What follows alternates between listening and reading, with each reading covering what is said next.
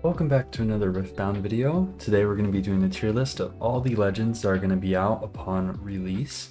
Now some of these ones are only going to be within the Proving Ground set, while the other ones are you can just pull from the either starter decks or from just the regular boosters themselves. But we're going to be ranking them off and just going off of S to D for these. Just some background info. I've been playing this game now for at least a month. I did my first learn to play towards like the middle of September, and then from there I've been just routinely playing along like TCG Arena or even like TTS, just to get some games in on a simulator. So I've had a few games with most of these legends, at least playing them or playing against them. And obviously I follow a lot of the Chinese tournaments and regionals and just a lot of that. But obviously we don't know how English is going to be and what that format or favorited, coveted legends are going to be and how that could shake things up. But I think this is really good prediction and just kind of like the before and after for once this set actually releases for the English audience. So I mean, just starting off straight out of the gate, we have Kaisa. I think this one needs no explanation. I mean, just the amount of control and the amount of spells that she has at her disposal is crazy. You probably have seen like 50 videos about it. If not, then you're going to. But she's like by far one of the best decks, and it's just because of just the amount of cards that she has that is just super useful. Overall, red is really strong, blue is really strong, and just having that combo together with the power cost trade off of her legend just makes it all worthwhile by the end of it all. So yeah, she's probably gonna be one of the least talked about on this list because it's like there's no explanation. She's just up there. Volibear. Now Volibear is interesting. Volibear in a 1v1 format, he's not that good. Whereas I think he will really shine once things get around, maybe in like, they will eventually, right? But competitively, right? 2v2s or just pods in general, I think he will actually pop off greatly because of that, because he obviously has a lot of rune acceleration. He has some pretty good units, especially just having the red color while the orange kind of like solidifies and like it's kind of like holding them together to a degree. But I think overall he's like really strong. He has a lot of things going for him, but just in a 1v1 sense, he kind of falls short of just like a lot of decks that just do what he does a bit better, which is just late game in general. So I think overall he's not a terrible character. He definitely has his uses, and I think the most fun that I've seen being playing or just having other people play him was in larger group stances, because it just was like the output by the end of it is just insane. That's what just yeah. Jinx, I really liked a lot of her early game. Her early game is just so nice. First like 3 turns or so, you're gonna feel like an absolute god because you're just being able to just do so much. You're constantly drawing, discarding. You feel like you're doing a lot. But then by like turn 4 and 5, points as well, round 4 or 5 as well, you kind of just get stuck. It's kind of like if you just like took like a Ferrari and like just like literally just bounced off one of its wheels, and now it's like trailing off into the forest and about to hit a tree. That's what it feels like. It's like, oh great, amazing, wheel pop off, you slam into a tree at 100 miles per hour. She's interesting, she's cool, but it's just how things are right now with just aggro not being super strong, and just her play style as well. It doesn't really fit with everything else as of right now. Yeah, I mean, like, she has the potential to win certain matchups, but just overall, it takes so much to just get through one game best of 3, by the way, just to get through one game and be successful while doing it and not have speed bumps and like just roadblocks along the way. So unfortunately, to that degree,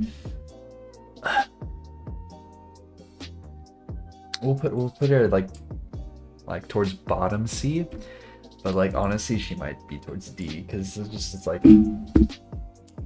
obviously purple allows her to get like some really nice spells, but it's like it just doesn't really fit overall with playstyle compared to others that utilize purple. Darius is one of my personal favorites as right now. I've been playing him a lot, and yeah, he isn't unfortunately one of the greatest legends, but in my opinion he has a lot of potential. The thing that I think really limits him is two things, and then one of them relates to another legend which I'll eventually get to, but one of them is just the overall like just card draw. He doesn't really have that much comparatively to Baited Hook. Now with Baited Hook, that's kind of just reliant upon if you can even draw that card. I've had many of games where it's like you can play through a best of 3 and like not get Baited Hook whatsoever, and that can be really unlucky to your overall just like momentum. So yeah, he doesn't have that much card draw, which kind of limits him in that respect. And the other thing is, in a best of 1 format, it gets really dicey. Sideboarding for him is essential. So sideboarding in general is essential, but just like for him, it's like you have to have certain cards in order to go into certain matchups, because if you just continue with just like a base hook deck, you're gonna get cooked by other decks, especially Aurora's. But overall he's reliable, he's pretty strong. I think it really just comes down to just overall playstyle and playmaking, and kind of just the skill level of players that you have going around with that. So I'm gonna preferably put him in an A, but he's probably gonna be like towards like a middle to late A, but we'll get there. Ari's like so annoying, man. Ari's really developed over the past like 4 weeks, especially I would say just like the beginning of October. She like just has really gone out the gate swinging with just like a lot of these decks. My personal preference with this deck is running the Blitzcrank and literally just kidnapping another the opponent's like units and then literally just like blowing them up with your defenders. So that's pretty fun, but she's super annoying to play up against, but she does have she really relies on a good setup, and also just like it depends on which matchup obviously, but just depends on how well she can get her setup going, and if she can have the cards from there to solidify. So spells are like super essential for her, especially defies, and I think just overall just the ones that give her a plus draw and stuff. So I think it's just the overall playstyle of trying to hold is like the main thing that just holds her back, because we're definitely not in a holding meta. So that's just like what kind of very much sets her apart alongside, I would say, probably one other legend where it's like holding is like it just really depends on what you're playing up against. But I think for the most part she's pretty reliable in that respect. With Kaisa just depends on who goes first. If a Kaisa can go first, they're low-key cooked, because the Ari can't get a setup going, they can't get things onto the board. She's interesting. She has a lot of potential, and I will admittedly say that she's probably better than Darius, only because she has access to green. So she has the defy, she has the counter spells, which just adds like literally a triple layer overthinking when you're having to like just play up against her, especially when you aren't playing another green legend, so you don't have any other defies or counter spells of your own.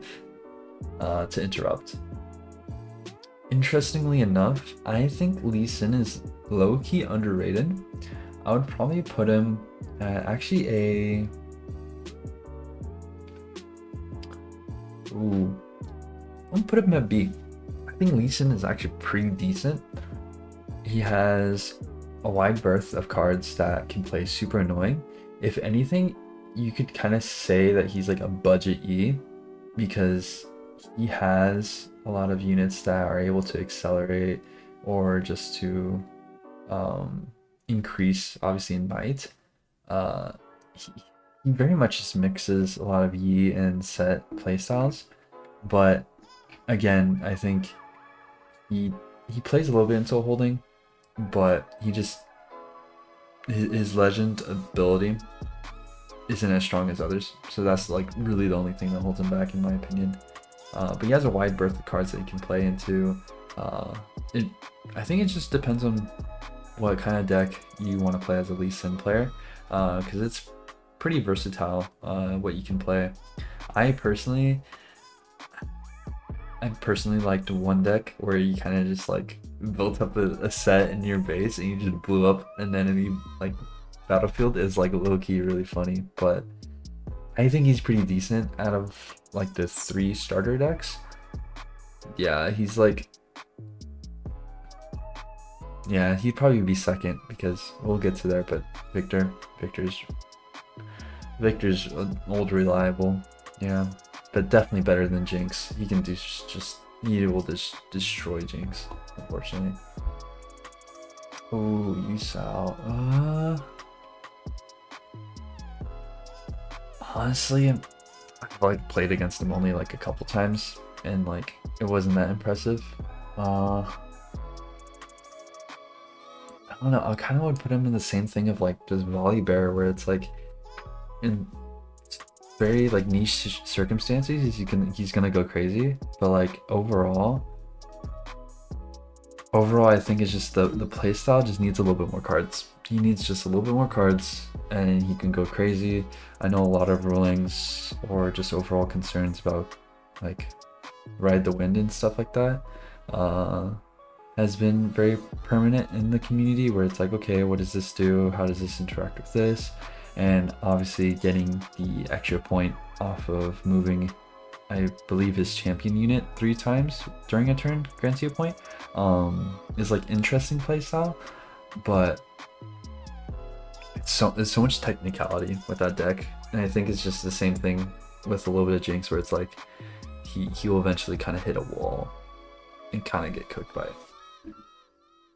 Leona. Now Leona, I wish Leona was better.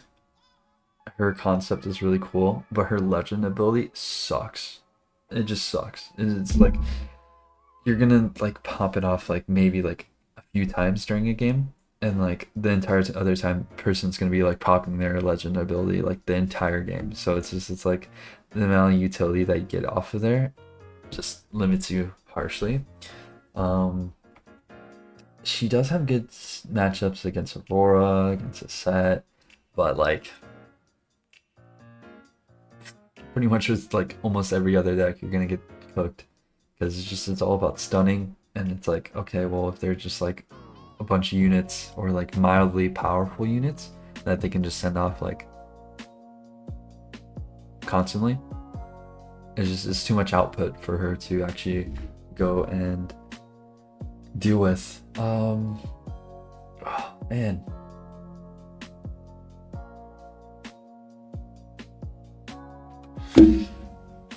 okay, I think this point is where we put Jinx down and then put Leona up into bottom C. I think that's the play there. Honestly, I need to actually figure out how Leona plays in a 2v2 or a pod standpoint, because that could be interesting. But since she has so much hindrance in 1v1s, I feel as if that's just not going to work out. Teemo.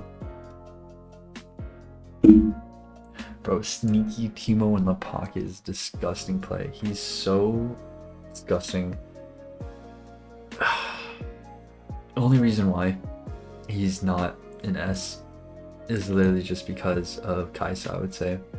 Kaisa just like blows him up, including, we'll get to it, but Annie blows him up as well. Because obviously if you can't control a battlefield, that like literally eliminates half his playstyle. But he's really strong. He's disgusting. You have Gust, you have Fight or Flight, and then you just have the Ember Monks that just solidify and just create such a huge presence on the board as well. He's also pretty good in a 2v2 standpoint. I literally did a 2v2 with him paired up with, I was playing a Yi, and just the stacking effect off of the defense and just putting Ember Monks there, it's like, okay, we don't have to put anything else up onto the battlefield, because it's just like those things are going to turn into like a 8 or a 10 might just right off the bat, and it's like, oh my god. So it's just overall, he's disgusting. I think if you're a really good player, you can really excel with him. I think that's the same point with Ari, but the only reason why I put Darius above Teemo is because Darius is mostly able to overwhelm a Teemo. It kind of just depends on playstyle and just like, I guess just what cards Teemo gets right off rip, but just overall, like Darius will have a lot more momentum, you know, aggro-ness compared to Teemo. So I mean, you can go in first or second, it's kind of just a bad matchup for Teemo. So, but yeah, Kaisa and Annie are like the biggest things that just hold Teemo back, but let's keep it that way. Victor was actually a deck I fell in love with initially a lot, especially off the Lerna play. He's pretty good.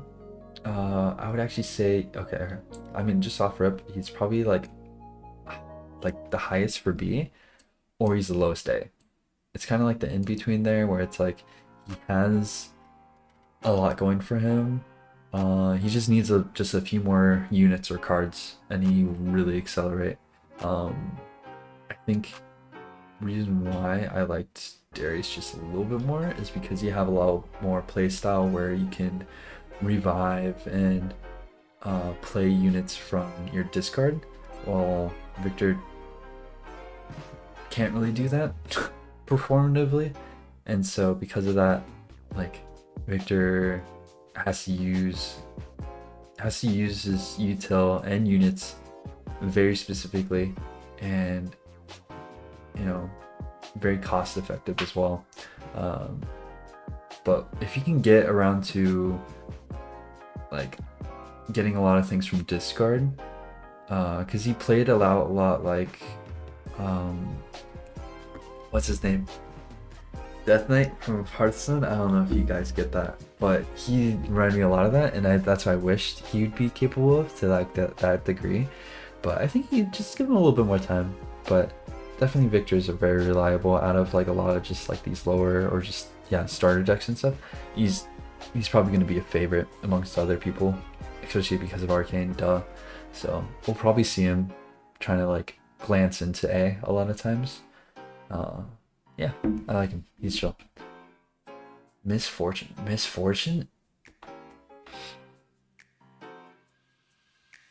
Misfortune's actually kind of nutty. Misfortune is kind of nutty, and will have to be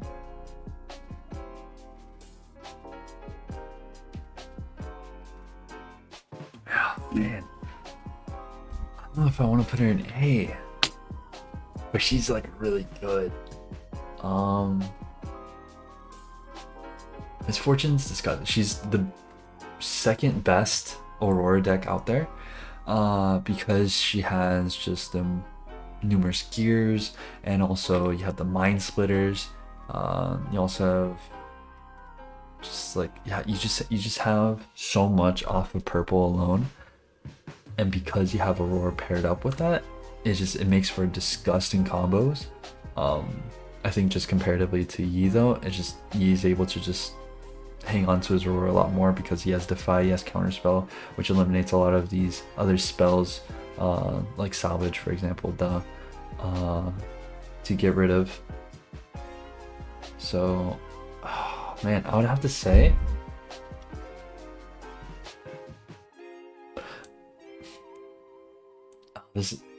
this may hurt. I have a feeling that she's actually a little bit. Yeah. I think she's better than Darius. Teemo's an interesting matchup, but minimally, she's better than Darius. Only because bullet time. Bullet time is such an annoying card to deal with because all you have to do is just recycle cards and you literally just blow up everything that just comes at you. And because of that, as an aggro player, you kind of just low-key just have to like just take it and cry at the end of the match.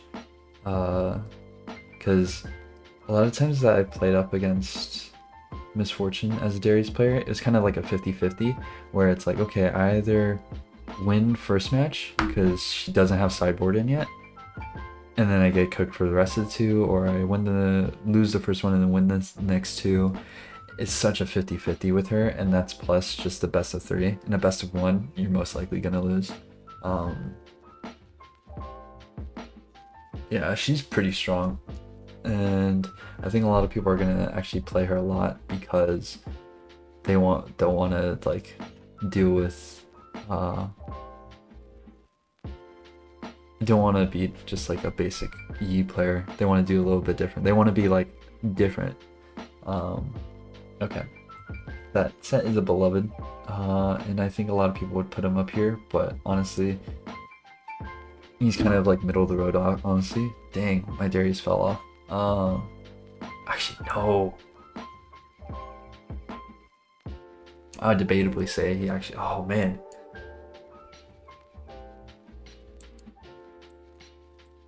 I feel as though he's like middle of the pack. I don't think this direct line is accurate for him at all, but he's definitely good because he has just such a good matchup against Kai'Sa. He has such a strong legend ability, but same issue as with Darius, no card draw. He has nothing, and so you're literally just preying off of battlefields and just like whatever your opponent plays. If they make a misplay, you can definitely harken off of that.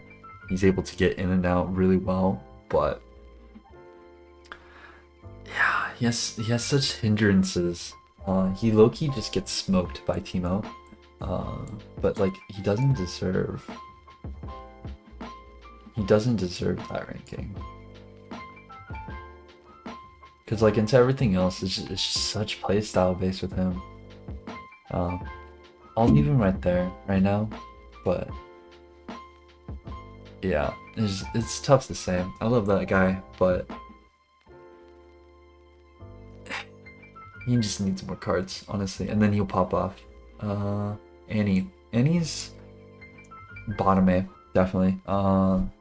She's literally just like a mini version of Kai'Sa, because you have red, right, but then you have purple, which allows her to do a lot of interesting playmaking, especially if you do, yeah, ride the wind with a Vi, or you have fight or flight and stuff like that. It allows you to really disrupt your opponent quite a bit, but as basically just like playing a spellmaker mage, she'll get defeated off of Rip with Kai'Sa. But she's not bad. She has pretty good matchups. Pretty interesting playstyle. If anything, you just gotta know when to play your reactives correctly with her, and when to hide as well cards. But she, unironically, is pretty solid and pretty fun to play against and playing as, because just the 2 runes that she gets off of end of turn allows for really interesting, like, kind of like fake outs, you could say. Because you can have like maybe 4 runes up and like a slight hand going, then you might just like bluff the opponent and just be like, okay, like I'm not actually gonna play anything. Ooh, flash. He has flash as well, which basically causes a retreat off of 2 units. That is really nice and allows from basically kind of saving grace for her. So she's pretty cool. I actually like playing up against her and with her. She like is probably one of the few legends that is, like, in my opinion, pretty balanced actually. Okay, let's see. Yi. I mean, duh. Yeah, you just go with Ness because just like he has the best Aurora out there. Ramp is pretty strong, and then just the fact he has Defy and Counterspell just makes him nutty. There's not much else to say. Yeah, he's just nutty. There's nothing else to say with that. Lux actually kind of goes crazy as long as it's not an Annie or actually no, she kind of gets cooked by Arya a little bit too. But like with most matchups, she can actually kind of pop off. So I would put her in a B actually for that. She's pretty interesting because like obviously she has the same card sets as Victor, but you can do a little bit more of base work, so you can put some units into your base and then utilize those for some extra utility. And as long as the opponent can't really touch your base, like you're low-key just chilling. You get the card draw off of every 5 or so spell, 5 or more. Yeah, she's pretty cool actually. She would also say, I would say, is pretty balanced. It just depends on what matchup you get. And in that case, it's just kind of a dice roll if you win or not off rope. Finally, we have Garen. Yeah, Garen just sucks. People try to build Aurora and it just doesn't work. That's just how it is.